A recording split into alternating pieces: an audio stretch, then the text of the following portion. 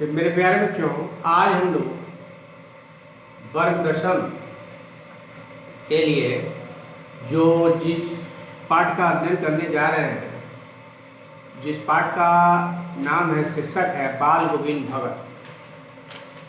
बाल गोविंद भगत जो शीर्षक है, इसके लेखक हैं राम वृक्ष बेनीपुरी। तो सबसे पहले इस शीर्षक को, इस चैप्टर को, इस पाठ को पढ़ने से पहले हम लोग राम वृक्ष बेनीपुरी के बारे में जीवन परिचय अर्थात कवि परिचय, थोड़े से अल्प कवि परिचय जानने का प्रयास करेंगे कि उनका जीवन परिचय जो है वह क्या है, उनकी साहित्यिक विशेषताएं क्या है, उनकी भाषा शैली क्या है, उनकी शिक्षा दीक्षा क्या है।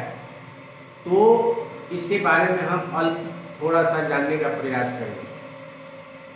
राम वृक्ष बेनीपुरी का सबसे पहले हम लोग जीवन परिचय जानेंगे। जीवन परिचय, राम वृक्ष बेनीपुरी का जीवन परिचय क्या है, उसके बारे में हम जानने का प्रयास करेंगे। राम वृक्ष बेनीपुरी का नाम हिंदी के निबंधकारों में बड़े सम्मान से लिया जाता है। उनका जन्म मुजफ्फरपुर बिहार जिले के बेनीपुर नामक गांव में 1899 ईस्वी में हुआ था। बचपन में ही उनके माता पिता का देहांत हो गया था। असहयोग आंदोलन उस समय गांधी जी के द्वारा चलाया जा रहा था अंग्रेजों के विरुद्ध। उस समय 1920 ईस्वी में गांधी जी के द्वारा असहयोग आंदोलन चलाया जा रहा था अंग्रेजों के विरुद्ध में। उस समय राम वृक्ष बेनीपुरी जी के माता पिता का निधन हो जाता है। और आप बहुत अच्छे से जानते हैं, भली बात ही जानते हैं कि अनाथ हो जाने के बाद, माँ बाप का साया सर से हट जाने के बाद जीवन बहुत कष्टपूर्ण और संघर्षपूर्ण हो जाता है। वहीं राम वृक्ष बेनीपुरी का भी जीवन संघर्षपूर्ण हो जाता है और उनकी शिक्षा दीक्षा पठन पाठन का कार्य बहुत ही संघर्षपूर्ण तरीके से चलता है। बहुत ही यातनाएं, कठिनाइयों को सहते हुए 10वीं की परीक्षा देते हैं और उत्तीर्ण होते हैं। उसके बाद वो जो है असहयोग आंदोलन में उनकी भी सहभागिता होती है। इस सहभागिता के चलते उनको कई बार जेल जाना भी पड़ता है। 1968 ईस्वी में इनका निधन हो जाता है, अर्थात इनका देहांत हो जाता है। इस तरह से लघु इनका जीवन परिचय था। इसके बाद इनके द्वारा जो रचित रचनाएं हैं उसके बारे में जानेंगे।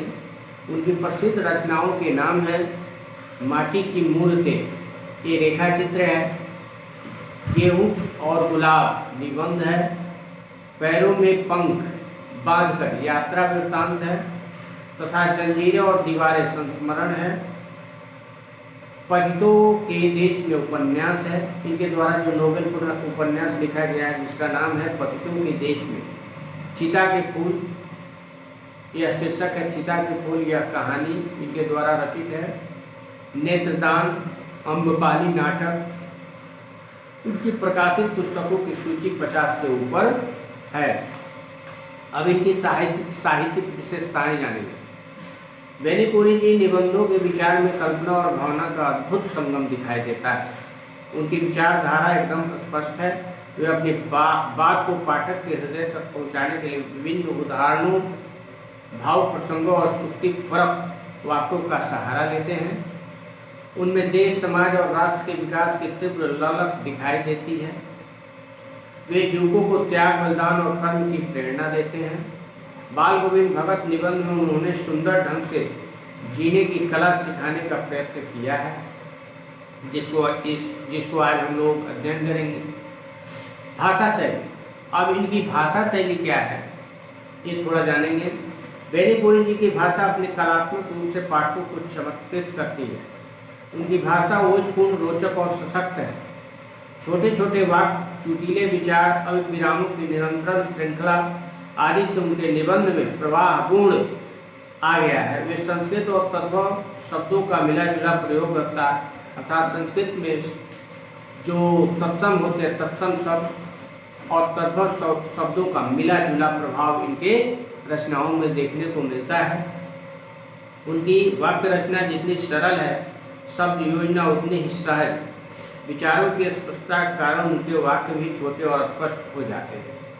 इस तरह से उन रामकृष्ण बेनीपुरी की भाषा शैली, साहित्यिक विशेषताएं, रचनाएं और जीवन परिचय के बारे में हम लोग अध्ययन किए, जाने।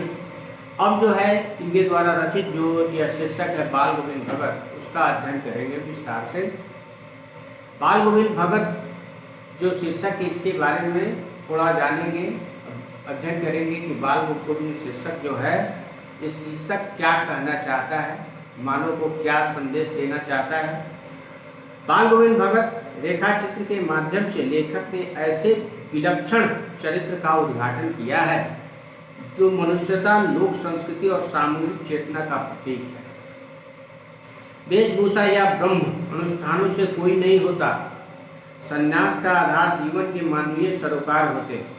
बाल गोविंद भगत इसी आधार पर लेखक को सन्यासी लगते। यह पाठ सामाजिक रूढ़ियों पर भी प्रहार करता है। इस रेखा चित्र की एक विशेषता यह है कि बाल गोविंद भगत के माध्यम से ग्रामीणों की सजीव झांकी देखने को मिलती है। अब इसका मतलब ये हुआ कि लेखक बाल गोविंद भगत के चरित्र को स्पष्ट रूप से दर्शाकर ग्रामीण अलौकिक दुनिया को, लौकिक दुनिया को, उस परिदृश्य को दिखाने का प्रयास किया अपने लेख के माध्यम से। तो यह शीर्षक बाल गोविंद भगत जो है, यह संदेश देता है मानव को कि यह जीवन जो है, यह बहुत ही हाई फाई से भी चल सकता है और बहुत ही सदाचारी बनकर भी चल सकता है।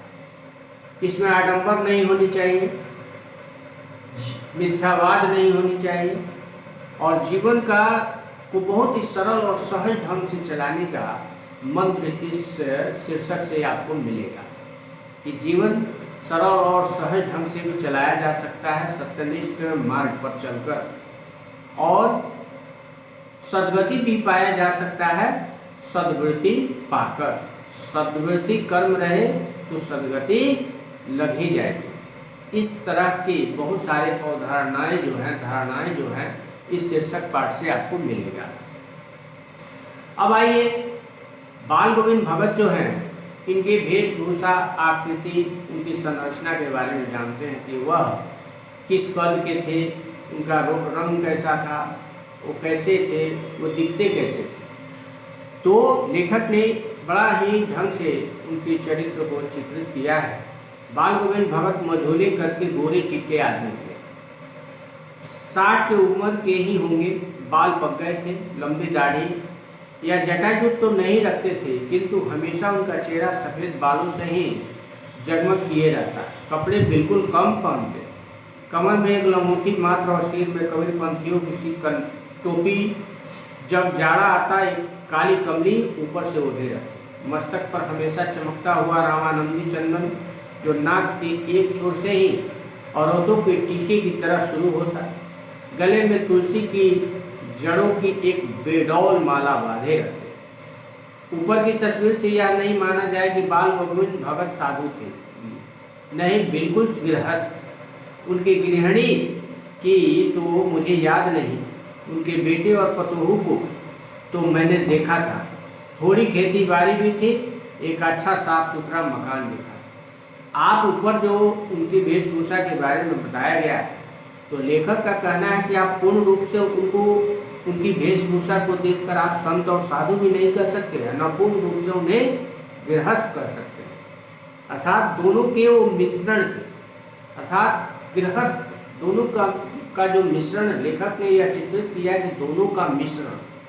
तो जब गृहस्थ और संत का मिश्रण किया जाएगा तो उसको हम कहेंगे गृहस्थ संत। अर्थात गृहस्थ जीवन में रहते हुए भी संत के जो चित्र होते हैं, यानी उसका जो रहने का ढंग होता है, रहन सहन होता है, जो संतों की सद्वृत्ति होती है, वो देखने को मिलता है। अर्थात बाल गोविंद भगत को हम गृहस्थ संत कह सकते हैं। इस तरह से खेती बाड़ी भी वो करते हैं, परिवार रखते भी हैं। बाल गोविंद भगत साधु थे, साधु की सब परिभाषाओं में खरे उतरने वाले थे। कबीर को साहब मानते थे, कबीरपंथी करते थे, कबीर के बताए हुए मार्गों पे चलते थे, कबीर के पदों को गाते थे, कबीर उनके आराध्य थे, अर्थात कबीर को अपने हृदय में बसाकर वो रखते थे। और कबीर के मार्ग जो है बाल गोविंद भगत को बहुत ही ओजस्वी और रोचक पूर्ण लगते थे। इस तरह से वो किसी भी बात को कभी झूठ नहीं बोलते थे। बाल गोविंद भगत कभी झूठ नहीं बोलते, मिथ्यावादी नहीं थे। आप किसी भी बात को कहने में वो संकोच नहीं करते थे। जो सत्यनिष्ठ हो, सत्यवादी हो, ऐसे बातों को कहने में कभी वो संकोच नहीं करते थे। उनका खराब व्यवहार होता था, यानी वह व्यवहार के खरे थे।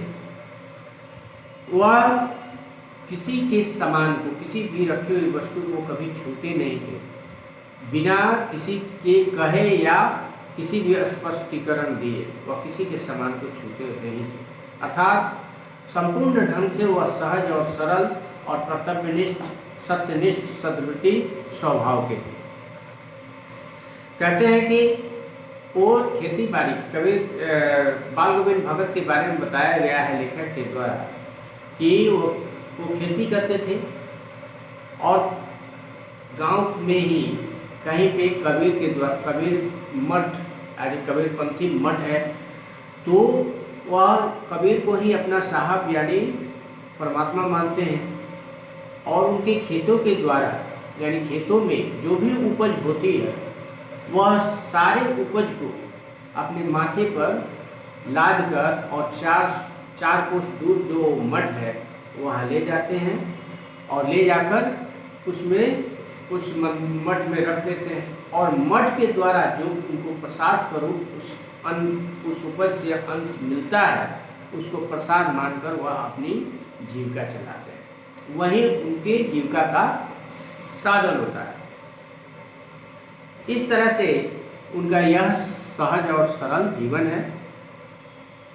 इन सबके ऊपर मैं तो मुग्ध था उनके मधुर गान पर। लेखक कहते हैं कि ये तो उनकी जीवन शैली है, परंतु मैं सबसे ज़्यादा मुग्ध हो जाता हूँ उनके गायन पर। जब वो कबीर के पदों को अपने मुखमंडल से गाते हैं तो मुग्ध हो जाता हूँ मैं, ये लेखक कहते हैं। जो सर्वदा ही सुनने को मिलते कबीर के वे सीधे साधे पद जो उनके कंठ से निकलकर सजीव हो उठते।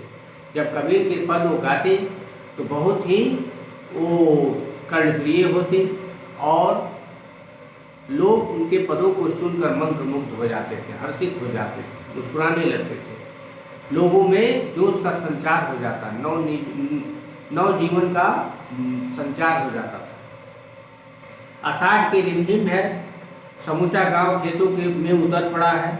कहीं हल चल रहे हैं, कहीं रोपनी हो रही है। धान के पानी भरे खेतों में बच्चे उछल रहे हैं। ऐसे ग्रामीण इलाकों में, गांव में आप जाइएगा, देखिएगा, जब खेतों में रोपनी का, धान रोपनी का समय होता है, उस समय बच्चे खेतों में कीचड़ में खूब खेलते हैं और स्त्रियां, पुरुष जो है धान की रुपाई करने खेतों में जाते हैं। इस तरह से लेखक ने बाल गोविंद भगत इस शीर्षक में भी उस ग्रामीण परिदृश्य की झलक दिखाई है। आसमान बादल से घिरा, धूप का नाम नहीं, ठंडी पुरवाई चल रही। ऐसे ही समय आपके कानों में एक स्वर तरंग झंकार सी कर उठी। यह क्या है, यह कौन है, यह पूछना न पड़ेगा। बाल गोविंद भगत समूचा शरीर कीचड़ में लिथड़े अपने खेत में रोपनी कर रहे हैं। उनकी अंगुली एक एक धान के पौधे को पंक्तिबद्ध खेत में बिठा रही है। उनका कंठ एक एक शब्द को संगीत के जीने पर चढ़ाकर कुछ को ऊपर स्वर्ग की ओर भेज रहा है। अर्थात रुपाई, बाल गोविंद भगत खेतों में रुपाई कर रहे हैं, धान की रुपाई कर रहे हैं और कबीर के पदों को गा रहे हैं। और कबीर के पदों को सुनकर जितने भी खेतों में कार्य करने वाले स्त्री पुरुष हैं वो मंत्रमुग्ध हो जाते हैं, हर्षित हो जाते हैं। उसके बाद उनका जोश का संचार होता है और वो उनके संगीत को सुनकर बच्चे जो है खेतों में झूम उठते हैं।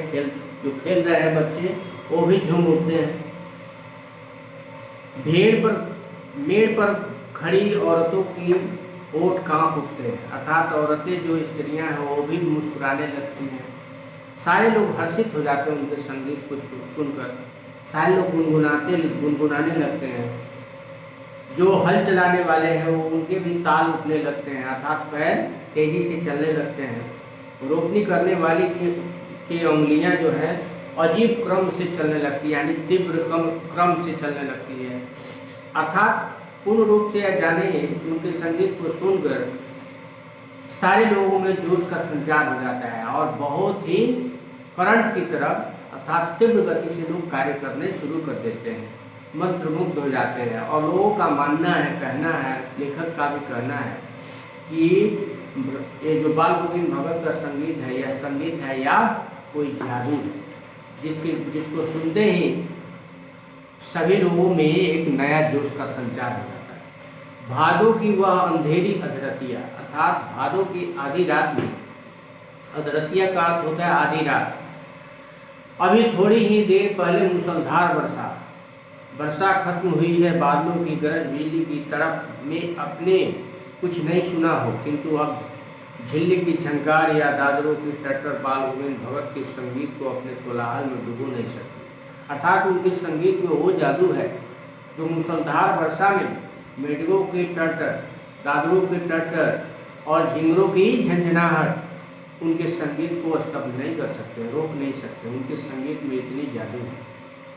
उनके संगीत को सुनकर सभी लोग आह्लादित हो जाते, प्रसन्नचित्त हो जाते हैं, हृदय ग्राही हो जाते हैं और उनके संगीत में डूब जाते हैं। संगीत ऐसा है, वो अमूल्य चीज़ है, वस्तु है, जिसको सुनते ही हम भी झूम उठते हैं। ऐसे ही बाल गोविंद भगत के संगीत को सुनकर सभी लोग प्रसन्नचित्त हो जाते हैं। उनका संगीत जो होता है भोजपुरी से होता है, गोदी में पीवा चमक उठे सखिया चिहुक उठे ना, ऐसे करके बहुत सारे संगीत। और उनके पास एक खजड़ी होता है जिसपे डिमक डिमक का आवाज़ आता है।